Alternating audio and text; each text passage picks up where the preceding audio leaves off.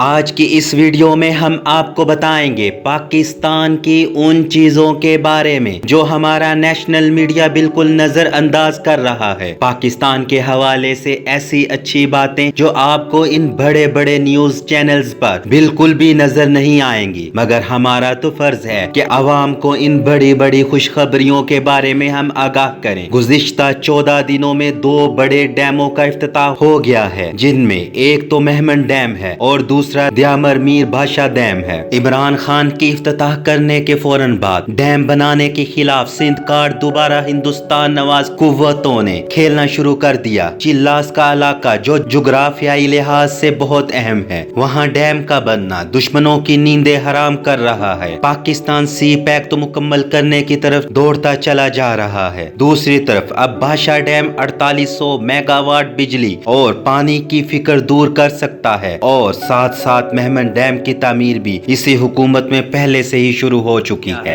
گزشتہ مہینے 80 کروڑ ڈالر اور 3 جولائی تک 23 کروڑ ڈالر کے قرضے واپس کیے گئے ہیں۔ اسی مہینے طلب سے زیادہ بجلی سسٹم میں موجود ہے۔ پاکستان میں کورونا کیسز میں کمی آ رہی ہے۔ وزیر اعظم کے سمارٹ لاک ڈاؤن کی پالیسی پر مغربی دنیا بھی عمل پیرا ہو رہی ہے، اور WHO نے بھی اس پالیسی پر عمل کرنے کا کہا ہے۔ ملک کا کرنٹ اکاؤنٹ خسارہ تقریباً ختم ہو گیا ہے۔ ملک کے تجارتی خسارے میں 10 ارب ڈالر کی کمی ہوئی ہے۔ اگلے مہینے پاکستان میں 8 ملکی ٹورزم کانفرنس منعقد ہو رہی ہیں۔ سب سے اہم ڈیولپمنٹ جو کویت کے ساتھ ہوئی ہے، انہوں نے پاکستان پر سے 10 سالوں سے عائد ویزا پابندی ختم کر دی ہے، اور انہوں نے کہا ہے کہ ہمیں ڈاکٹرز، نرسز، پیرامیڈیکل سٹاف دیا جائے۔ پاکستان میں IT کے شعبے میں 26% ایکسپورٹس میں اضافہ ہو گیا ہے۔ پاکستان کی DG سیمنٹ فیکٹری کو اوپن بیڈنگ میں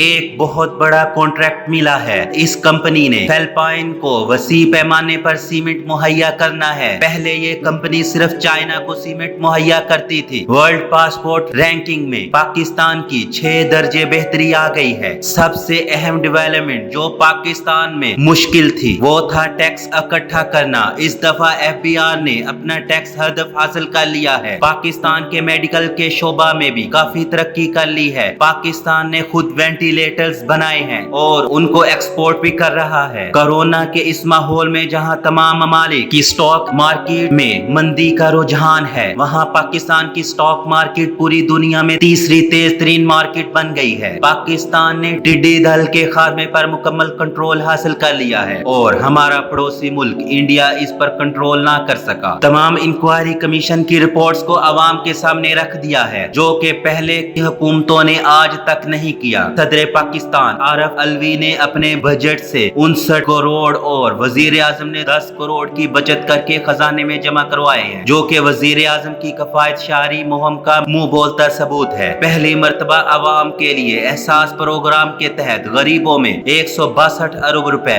20 لاکھ خاندانوں میں تقسیم کیے گئے، بلا کسی سیاسی تعصب کے۔ ملک میں 2 بڑے ہاسپٹلز کا بھی اسی مہینے افتتاح کیا جائے گا۔ جرمن کمپنی ہیوگو باس نے پاکستان میں بڑے پیمانے پر اسپورٹس ویئرز کا آرڈر دیا ہے۔ انہوں نے کہا ہے کہ ہم ان برانڈز کو اپنی کمپنی کی آؤٹ لیٹ پر رکھ کر آگے فروخت کریں گے، جس سے لاکھوں ڈالر کا زر مبادلہ پاکستان میں آئے گا، اور ملک میں ٹیکسٹائل کی صنعت مزید ترقی کی طرف گامزن ہوگی۔ پاکستان کی الیکٹرانکس کمپنی ڈاولنس کو بنگلہ دیش میں الیکٹرانکس مصنوعات پر آرڈر ملا ہے۔ اسی مہینے OGDCL نے پاکستان میں 4 مختلف مقامات پر گیس اور تیل کے ذخائر دریافت کیے ہیں۔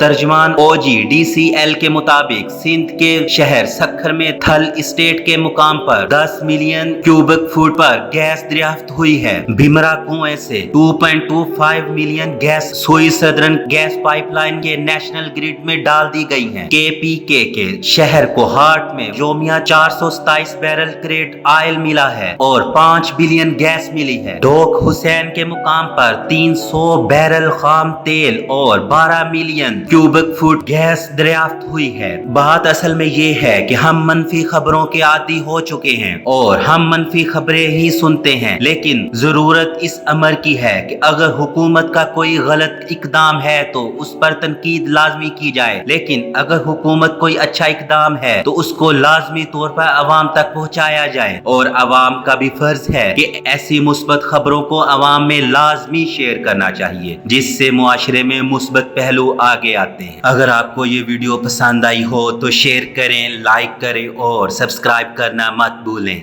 अल्लाह हाफिज।